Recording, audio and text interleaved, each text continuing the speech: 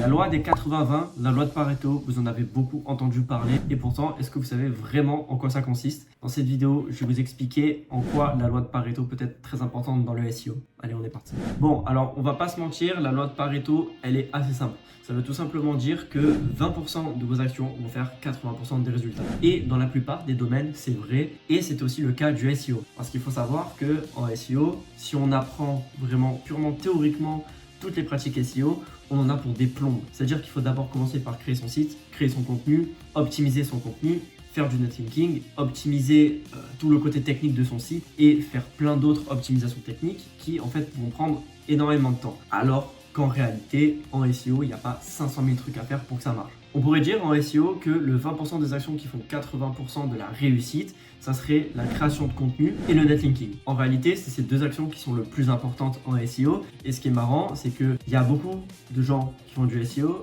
qui n'appliquent pas forcément la loi de Pareto. Alors que c'est assez dommage parce que le SEO, c'est quelque chose qui prend énormément de temps si tu prends tout dans sa globalité. C'est-à-dire que si tu t'amuses à tout optimiser un par un, il y a vraiment énormément de trucs à optimiser, et ben tu vas dire attends, je vais d'abord optimiser les belles images. Ah mais attends, je vais peut-être raccourcir cette balise HDE parce que je la trouve un petit peu longue. Ah mais attends, je vais regarder le temps de chargement de ma page. Ah putain, je pourrais peut-être améliorer de quelques millièmes de secondes, de millisecondes. Et alors c'est bien de faire ça, hein, c'est toujours mieux que rien.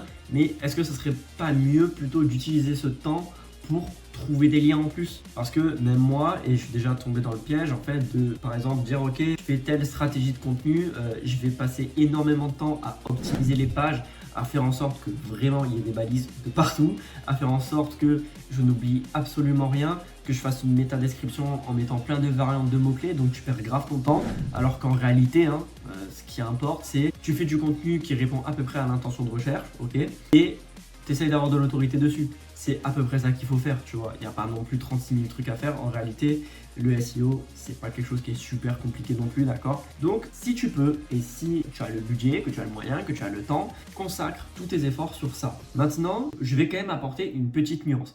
Parce que c'est vrai que là, je dis ça en gros, ouais, structure ton site, fais du contenu, fais du netlinking et le reste, tu t'en bats les couilles. Alors, évidemment, tu te doutes que non, il n'y a pas que ça, que certes c'est les 20%, c'est vrai que c'est 20% des choses qui vont faire 80% de la réussite, mais même là j'exagère, parce qu'en réalité dans le SEO, là ce que je viens de te dire, la création de contenu et le netlinking, ça te prend pas que 20% de ton temps, c'est pas que 20% des actions, c'est bien 60-70% des actions. Mais tout ça pour dire que si tu dois définir un ordre de priorité dans tes actions SEO, c'est vraiment ces deux choses, création de contenu et netlinking. Voilà, je l'ai dit à peu près 40 fois dans la vidéo, mais c'est pour que ça rentre dans ta tête. Tu vois ce que je veux dire? Ok, je vais te donner un exemple. Moi, j'ai déjà travaillé pour un site où il y avait quand même déjà un petit peu de visibilité et c'est vrai qu'il y a un moment où je me suis dit ok, il faut que je réfléchisse à une stratégie, il faut que je réfléchisse à comment est-ce que je pourrais optimiser le site.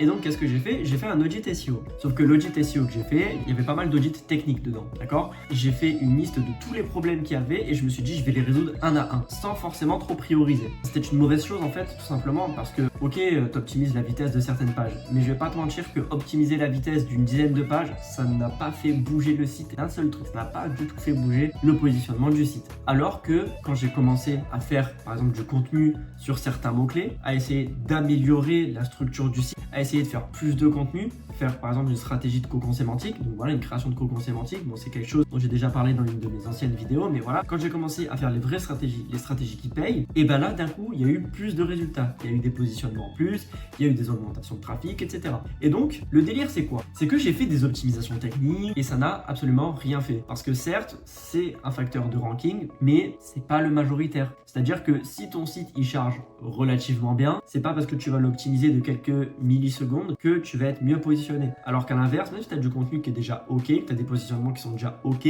si tu améliores ton contenu, que tu crées d'autres contenus et que tu améliores ton netlinking, ben, tu vas avoir beaucoup plus de résultats que si juste tu améliores une vitesse de chargement d'un site qui est déjà à peu près correcte. Par contre, oui, si ton site il met des plombes à charger, c'est peut-être une bonne idée de l'améliorer. Donc, si vous pensez que pour vous, c'est pas la solution, voilà, que c'est pas juste faire du contenu et faire du netlinking qui marcherait, ben, dites-le moi dans les commentaires. Si vous pensez que vous avez un problème un petit peu plus compliqué que ça sur votre site, que ça se résoudrait pas seulement en faisant du contenu et en faisant du netlinking, que vous pensez que c'est un problème qui est autre, bah n'hésitez pas à me demander dans les commentaires si vous voulez que je fasse un audit SEO pour votre site, comme ça je pourrais trouver quel est le problème. Et d'ailleurs en parlant de ça, je vous rappelle qu'aux 1000 abonnés, je crée un Discord communautaire où je pourrais vous conseiller sur votre stratégie SEO et aussi où on pourra discuter plus calmement, plus posément entre nous de divers sujets.